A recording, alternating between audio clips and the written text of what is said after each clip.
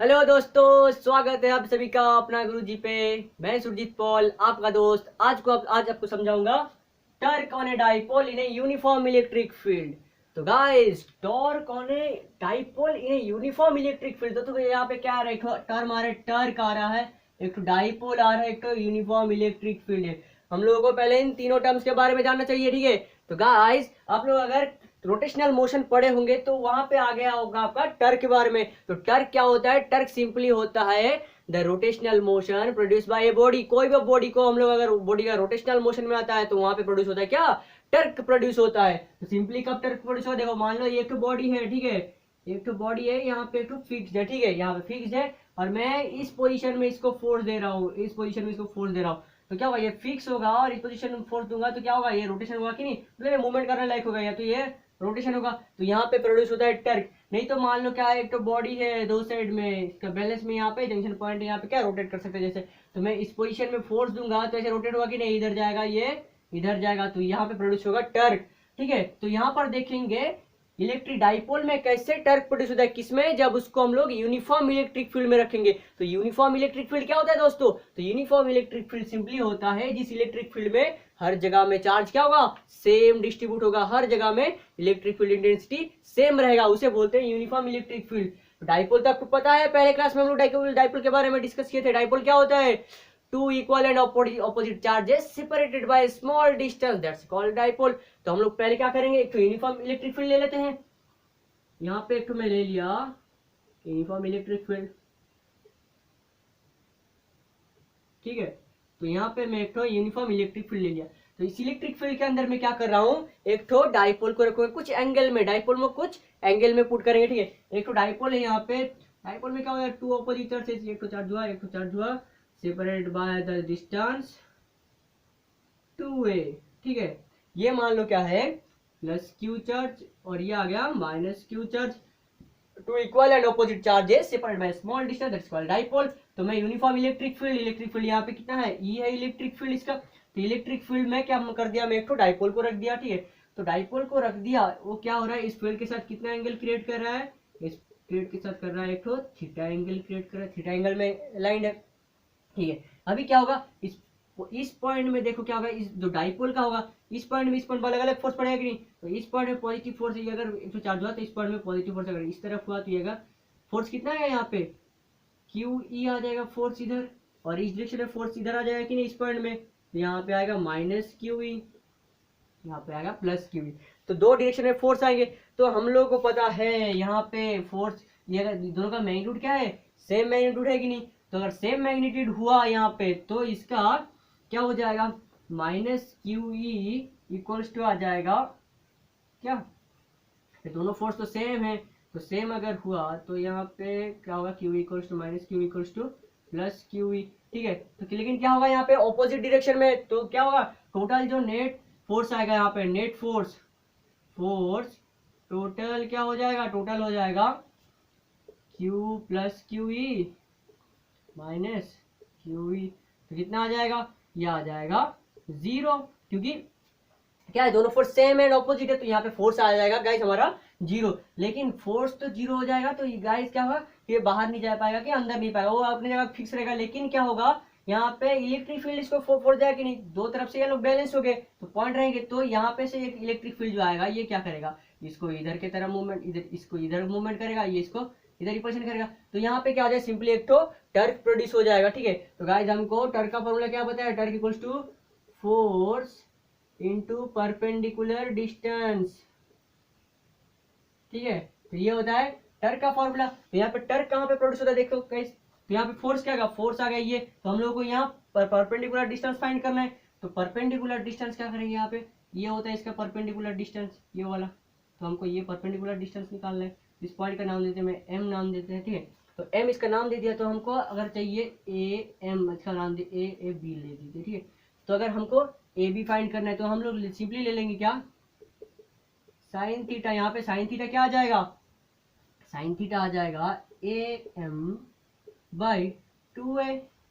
तो उसी तरह हमको चाहिए ए एम चाहिए, तो ए एम आ जाएगा हमारा कितना, टू ए साइन थीटा आ जाएगा, ठीक है। तो हम लोग को इसका परपेंडिकुलर डिस्टेंस मिलेगा, ठीक है। तो हम लोग अभी टर्क फाइंड करेंगे। तो यहाँ पे क्या होगा, दो तरफ से फोर्स क्या बैलेंस हो जा रहा है, तो लेकिन इसका जो इलेक्ट्रिक फील्ड रहेगा वो क्या है, नेट इलेक्ट्रिक फील्ड के ऊपर एक तो टर्क प्रोड्यूस करेगा, रोटेशनल मोशन प्रोड्यूस करेगा। तो हम लोग वही फाइंड आउट करेंगे। तो हम लोग यहाँ पे टर्क निकाल लेते हैं। टर्क कितना आ जाएगा, यहाँ पे फोर्स कितना है, फोर्स किसी भी एक तो फोर्स ले, दोनों फोर्स तो सेम है, किसी को भी ले सकते हैं यहाँ पे। तो क्यू ई ले सकते हैं यहाँ पे फोर्स। तो क्यू ई के साथ मल्टीप्लाई करेंगे, परपेंडिकुलर डिस्टेंस कितना है 2a साइन थीटा है, ठीक है। तो हम लोग इसको अगर सजा के लिखेंगे, थोड़ा थोड़ा सजा के लिख देते हैं, यहाँ पे आ जाएगा इसका 2a into Q E sine theta, लिख सकते हैं। तो गाइस यहाँ पे 2aq क्या है, डाइपोल मोमेंट। पहले वीडियो में हम पढ़े थे कि नहीं, डाइपोल मोमेंट क्या होता है, इधर charge multiply with the distance between the two charges dipole का। तो ये आ गया डाइपोल मोमेंट। तो हम इसको लिख सकते हैं पी ई साइन थीटा। तो पी ई साइन थीटा है, तो हम लोग इसको लिख सकते हैं कि नहीं, torque equals to P vector cross E vector. समझ में आएगा, इसको डाउट है इसमें नहीं, क्योंकि सिंपल है ना, कोई यूनिफॉर्म इलेक्ट्रिक फील्ड ले लिए, उसके अंदर डाइपोल को इंसर्ट कर दिए कुछ एंगल में, तो एंगल क्रिएट हो गया। तो यहाँ पे क्या हो रहा है, दोनों फोर्स इक्वल हो रहे हैं, ऑपोजिट हो रहे थे, कैंसिल होकर जीरो हो जाएगा। तो उसके बाद क्या हो जाएगा, यहाँ पे जैसे एक यूनिफॉर्म इलेक्ट्रिक फील्ड में तो दोनों साइड में क्या करेगा, फोर्स पड़ेगा, तो इसको क्या करेगा, तो रोटेशन में कन्वर्ट करेगा। यहाँ पे रोटेशनल मोशन आ रहा है, तो मतलब क्या टर्क आ रहा है कि नहीं, तो हम लोग टर्क फाइंड करेंगे। टर्क क्या होता है, फोर्स इंटू परपेंडिकुलर डिस्टेंस। तो यहाँ पे फोर्स हम लोग यहाँ से फाइंड कर लिए, फोर्स से क्या होता है, यहाँ फोर्स किसी भी क्यू ले लेते हैं यहाँ पे फोर्स। उसके बाद क्या आ जाता है, हमको परपेंडिकुलर डिस्टेंस है, तो परपेंडिकुलर डिस्टेंस सीधा से निकाल लिया हम लोग को, 2a sin थीटा आ गया। तो उसको सिंपली क्या किए, क्यू के साथ मल्टीप्लाई कर दिए, तो आ गया हमारा टर्क। क्लियर गाइस, आगे बढ़े। तो गाइस हमारा नेक्स्ट टॉपिक क्या है, इलेक्ट्रिक फील्ड लाइंस। तो जो हमारा हमको पता है कोई भी चार्ज हुआ तो उसका इलेक्ट्रिक फील्ड होता है, तो उस इलेक्ट्रिक फील्ड को लाइंस कैसे डिनोट करें, ठीक है। तो एक्चुअली जो लाइंस होता है ये जस्ट इमेजिनरी लाइन है, सिर्फ रियल लाइन एग्जिस्ट करता नहीं है, तो उसको इमेजिन करके बस इसी लाइन में फोर्स जाता था, फोर्स हम लोग एक्सपीरियंस कर पाएंगे, उसको इलेक्ट्रिक फील्ड लाइंस करते हैं, ठीक है। तो इलेक्ट्रिक फील्ड लाइन क्या होता है, सिंपली एक तो मान ले चार्ज ले लेते हैं हम लोग, ठीक है, ले लिया एक चार्ज ले लिए, उसके बाद क्या होगा, कोई भी एक तो दूसरा पॉजिटिव चार्ज, यहाँ पे टेस्ट चार्ज हम लोग लाए, तो टेस्ट चार्ज अगर ये पॉजिटिव चार्ज तो रिपल्शन करेगा, नेगेटिव चार्ज तो अट्रैक्शन करेगा, हम लोग को पता है पहले से, इजी है। तो जिस लाइन से अगर ये चार्ज रखा मैं यहाँ पे, तो जिस लाइन से अट्रैक्शन या रिपल्शन करेगा, तो उसी लाइन को हम लोग उसका फील्ड लाइन बोल सकते हैं कि नहीं।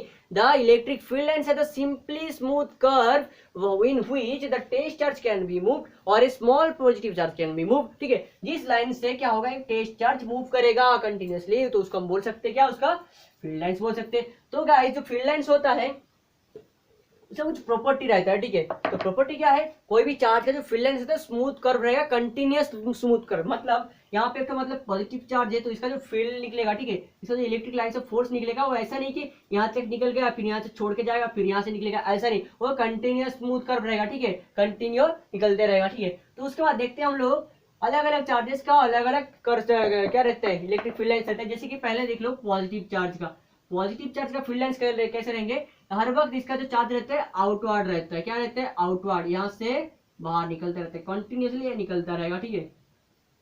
ये इसका जो इलेक्ट्रिक लाइंस ऑफ फोर्स है ऑलवेज क्या करेगा, ये आउटवर्ड फ्रॉम इट, इसका सरफेस से आउटवर्ड रहेगा, दूर यहाँ से चार्जेस निकलेंगे, ठीक है, यहाँ से बाहर निकलेंगे इन्फिनिटी तक। कहाँ तक, इन्फिनिटी तक, ये खत्म नहीं होगा, यहाँ से जाते रहेगा, ठीक है। और यहाँ पे क्या होता है, जो इलेक्ट्रिक लाइंस ऑफ फोर्सेस है, तो कहाँ पे इलेक्ट्रिक फील्ड इंटेंसिटी ज्यादा है, ये आपको कैसे पता चलेगा, तो जिस एरिया में क्या होगा, इसका डेंसिटी ज्यादा होगा। देखो यहाँ पे क्लोजनेस क्या पे, यहाँ पे थोड़ा क्लोजनेस ज्यादा है कि नहीं, यहाँ पे थोड़ा क्लोजनेस कम है, तो जिस एरिया में क्या होगा, क्लोजनेस ज्यादा रहेगा, जिस एरिया में इलेक्ट्रिक लाइंस ऑफ फोर्सेस का क्लोजनेस, यहाँ पे देखो थोड़ा क्लोजनेस है कि नहीं, इस एरिया में थोड़ा क्लोज है, इस एरिया में थोड़ा थोड़ा क्या डिस्टेंस बढ़ते जा रहा है। तो जिस एरिया में इलेक्ट्रिक फील्ड लाइंस का क्लोजनेस ज्यादा रहेगा, यानी तो डेंसिटी ज्यादा रहेगा, हम लोग बोल सकते हैं वहां पे क्या है, उसका जो इलेक्ट्रिक फील्ड इंटेंसिटी है वो ज्यादा है। ये होता है पॉजिटिव चार्ज के केस में। और अगर मान ले तो नेगेटिव चार्ज मान ले, इस नेगेटिव चार्ज का इलेक्ट्रिक लाइंस ऑफ प्रॉपर्टीज क्या रहता है, इसका जो चार्ज रहता है वो ऑलवेज इनवर्ड रहता है, क्या रहता है, ऑलवेज इनवर्ड, ये इन्फिनिटी से आता है, ठीक है। ये क्या करता है, नेगेटिव कलेक्ट करता है कि नहीं, इसके पास एक्स्ट्रा अमाउंट ऑफ चार्जेस है, इसके पास इलेक्ट्रिसिटी आता है, जो इलेक्ट्रिक लाइंस ऑफ फोर्स इसका रहेगा इनवर्ड रहेगा, ठीक है, इसका क्या रहेगा, इनवर्ड, ठीक है। तो क्यों, तो क्योंकि देखो पॉजिटिव और नेगेटिव अट्रैक्शन करते हैं, तो इसका पॉजिटिव का आउटवर्ड रहता है, नेगेटिव का रहता है इनवर्ड रहता है, ये कभी भी आउटवर्ड नहीं रहता है। यहाँ पर वही सेम कैसे, जहाँ पे इसका जो लाइन्स ऑफ फोर्सेस का क्लोजनेस ज्यादा रहेगा, देखो यहाँ पे क्लोजनेस ज्यादा है कि नहीं, तो ये मतलब यहाँ पे इंटेंसिटी ज्यादा है, जितना दूर जाओगे उतना इंटेंसिटी घटते घटते जाएगा। तो ये है पॉजिटिव चार्ज के केस में। और ये नेगेटिव चार्ज, एक नेगेटिव पॉइंट चार्ज हुआ तो इसका लाइन्स ऑफ फोर्सेस ऐसा रहेगा, और एक तो पॉजिटिव पॉइंट चार्ज हुआ तो उसका लाइन्स ऑफ फोर्स ऐसा रहेगा। ओके, ये पॉजिटिव और नेगेटिव का। उसके बाद हम आते हैं जो लाइन्स ऑफ फोर्स रहता है किसी भी, तो मान लो पॉजिटिव बॉडी है या नेगेटिव बॉडी है, तो जो पॉजिटिव बॉडी या नेगेटिव बॉडी का लाइन्स ऑफ फोर्स जो आ रहा है, ठीक है, तो लाइन्स ऑफ फोर्स क्या देगा, उसका फोर्स का डायरेक्शन देगा। वो कंटिन्यूसली जो कर्व आएगा कि नहीं, कोई भी चार्ज बॉडी का कंटिन्यूस कर्व रहता है, तो उस कर्व बन क्या होगा, हर एक पॉइंट में हम लोग अगर टांजेंट ड्रॉ करेंगे, हर एक पॉइंट में हम लोग अगर टांजेंट ड्रॉ करेंगे, तो उस पॉइंट का हम लोग पर्टिकुलर उसी पॉइंट का डायरेक्शन फाइंड करेंगे। इसी पॉइंट में इसका फोर्स का डायरेक्शन इधर रहेगा, इस पॉइंट में टांजेंट ड्रॉ करें तो इसका डायरेक्शन इधर रहेगा, इस पॉइंट में टांजेंट ड्रॉ करें इसका डायरेक्शन इधर रहेगा। तो कोई भी चार्ज का जो लाइन्स ऑफ फोर्स रहता है, लाइन्स ऑफ फोर्स के अंदर हम लोग किसी भी पॉइंट पे अगर टांजेंट ड्रॉ कर रहे हैं, तो उस टांजेंट क्या देगा, उसका डायरेक्शन देगा। लाइन्स ऑफ फोर्स का डायरेक्शन, किस डायरेक्शन में फोर्स एक्ट कर रहा है उसका डायरेक्शन देगा टांजेंट ड्रॉ करने से। उसके बाद जो आया क्या होगा, two lines of forces never intersect each other, two lines of forces never enter each other। कोई भी टू लाइन्स ऑफ फोर्सेस कभी एक दूसरे को क्या नहीं करेंगे, इंटरसेक्ट नहीं करेंगे। मान लो यहाँ पे एक तो लाइन्स ऑफ फोर्स इस डायरेक्शन में गया, ठीक है, और एक तो लाइन्स ऑफ फोर्सेस ऐसे कभी एक पॉइंट पे इंटरसेक्ट नहीं करेंगे।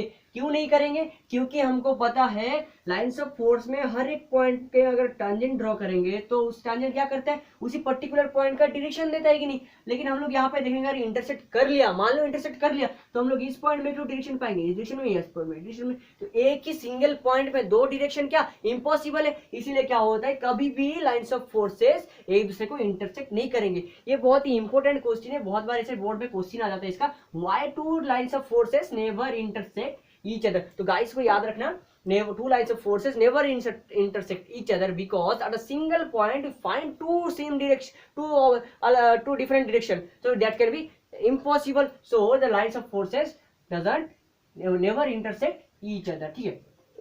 इसके बाद देखो क्या होता है, मान लो तो डाइपोल है, डाइपोल में लाइन्स ऑफ फोर्सेस क्या रहेगा, यहाँ पे एक तो पॉजिटिव चार्ज है, यहाँ पे नेगेटिव चार्ज है, it is separated by small distance 2 है। तो इसका जो लाइन्स ऑफ फोर्सेस क्या रहेगा, लाइन्स ऑफ फोर्सेस क्या रहेगा, देखो पॉजिटिव चार्ज में क्या होता है, आउटवर्ड रहता है कि नहीं, और नेगेटिव चार्ज में इनवर्ड रहता है। तो यहाँ से जो चार्ज निकल गया है, ये चार्ज निकल के यहाँ पे, यहाँ से चार्ज निकल के यहाँ पे, यहाँ से फिर से चार्ज निकलेगा, वो आ जाएगा यहाँ पे, फिर यहाँ से यहाँ चार्ज निकलेगा, फिर यहाँ से, फिर ऐसे ही होता रहेगा, ठीक है, ऐसे ही होता रहेगा।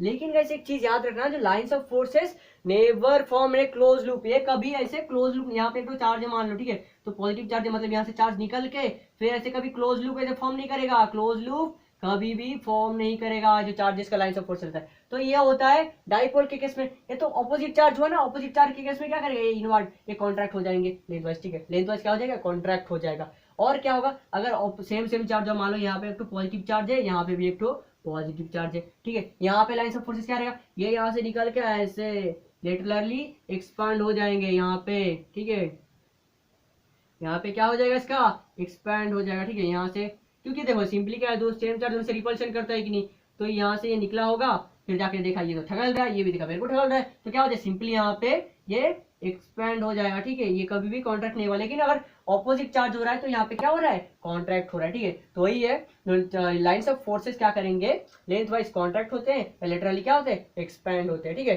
गाइस समझ में आया, क्लियर। तो आगे बढ़ते हैं नेक्स्ट टॉपिक में।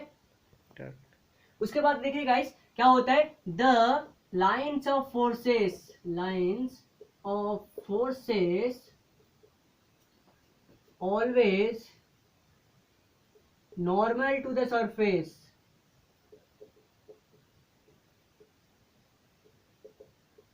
ये मान लो कि सरफेस है, तो यहाँ पे जो लाइंस ऑफ फोर्स निकलेगा कि नहीं, मान लो पॉजिटिव प्लेन शीट है, यहाँ पे एक तो पॉजिटिव क्या है, प्लेन शीट है, तो यहाँ पे जो सरफेस के जो इलेक्ट्रिक लाइंस ऑफ फोर्सेस निकलेंगे वो क्या होगा, simply normal to the surface होगा, ठीक है, सरफेस के साथ नॉर्मल क्यों होगा? क्योंकि यहाँ पे देखो एक तो सरफेस है, यहाँ से क्या हो रहा है, ये तो सरफेस हो गया, इस एक तो सरफेस है, यहाँ से जो अगर इलेक्ट्रिक लाइन से फोर्सेस निकल रहा है तो यहाँ पे सिंपली क्या हो जाएगा, ये ऐसे आउटवर्ड निकलेगा कि नहीं, तो यहाँ पे एक तो परपेंडिकुलर क्लियर होगा, यहाँ पे पर स्ट्रेट निकलता है कि नहीं, तो ये ऑलवेज क्या होगा, नॉर्मल रहता है, सरफेस के साथ नॉर्मल रहता है, किसी भी डायरेक्शन में जाइए क्या होगा, यहाँ से निकलता होगा तो यहाँ से नॉर्मल होगा, यहाँ से डायरेक्शन तो यहाँ से नॉर्मल होगा, तो ये क्या होता है, सरफेस के साथ नॉर्मल होता है। तो कोई भी बॉडी हो, चार्ज बॉडी, उसके पास जो उसके साथ उसका जो इलेक्ट्रिक लाइन्स ऑफ फोर्सेस निकलेगा वो क्या होगा, always normal to the surface, ठीक है, ऑलवेज क्या होगा, नॉर्मल टू द सरफेस होगा। और उसके बाद क्या होता है, एक तो इलेक्ट्रिक फील्ड जो electric lines of forces never pass through a conductor, never passes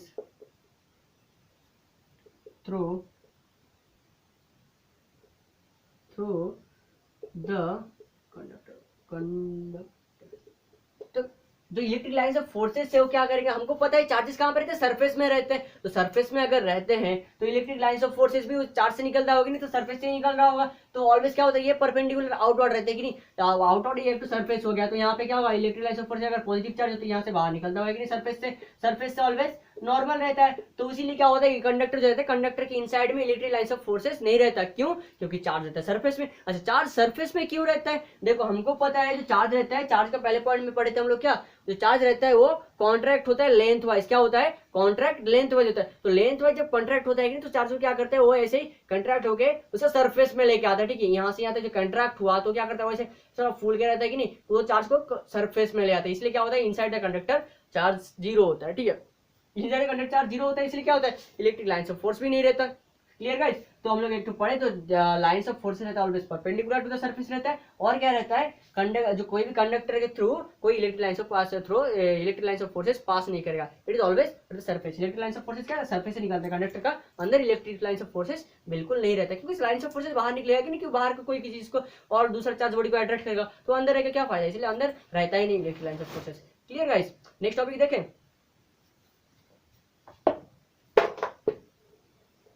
तो गाइस हम लोग प्रॉब्लम करेंगे, ठीक है, तो गाइस हमको दिया है an electric dipole with a dipole moment 4 × 10⁻⁹ coulomb metre is aligned with at 30 degree with the direction of a uniform electric field of magnitude इतना, calculate the magnitude of the torque acting on the dipole, ठीक है, तो हम लोग को बोले क्या, एक तो यूनिफॉर्म इलेक्ट्रिक फील्ड है, ठीक है, इलेक्ट्रिक फील्ड में क्या हुआ है, एक तो डाइपोल अलाइन किया गया है, ठीक है, कितना एंगल में, एक तो डाइपोल है, और डाइपोल का इलेक्ट्रिक फील्ड के साथ कितना एंगल क्रिएट कर रही है, यहाँ पे थीटा इक्वल्स टू आ रहा है 30 डिग्री, ठीक है, यहाँ पे थीटा 30 आ रहा है, और क्या हो रहा है, और यहाँ पे field of magnitude 5 Newton coulomb, हम लोगों को यहाँ पे फोर्स दे दिया, ठीक है गाइस, हम लोगों को यहाँ पे इलेक्ट्रिक फील्ड ई दे दिया है, ई दे दिया है कितना, 5 × 10⁴ न्यूटन कूलम, ये दे दिया हम लोगों को इलेक्ट्रिक फील्ड ई दे दिया है, और हमको क्या दिया है, डाइपोल मोमेंट दे दिया, डाइपोल मोमेंट का क्या,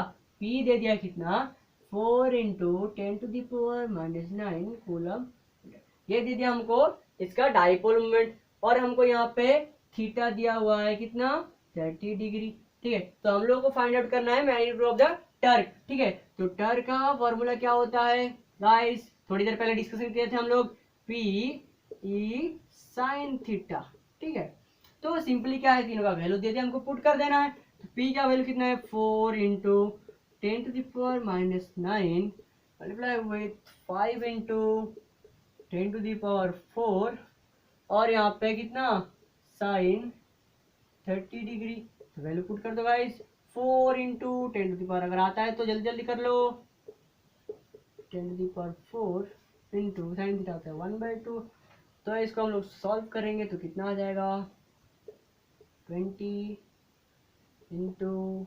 10⁻⁵ इंटू 1/2, तो आ जाता है गाइस कितना, यहाँ पे आ जाएगा आपका 10⁻⁴ क्या आ जाएगा, न्यूटन मीटर। तो गाइस हम लोग को टॉर्क कितना मिल गया यहाँ पे, 10⁻⁴ न्यूटन मीटर। तो गाइस आज के लिए इतना ही, अगली वीडियो में हम लोग देखेंगे गॉस लॉ के बारे में, तो मिलते हैं अगले वीडियो में, थैंक यू।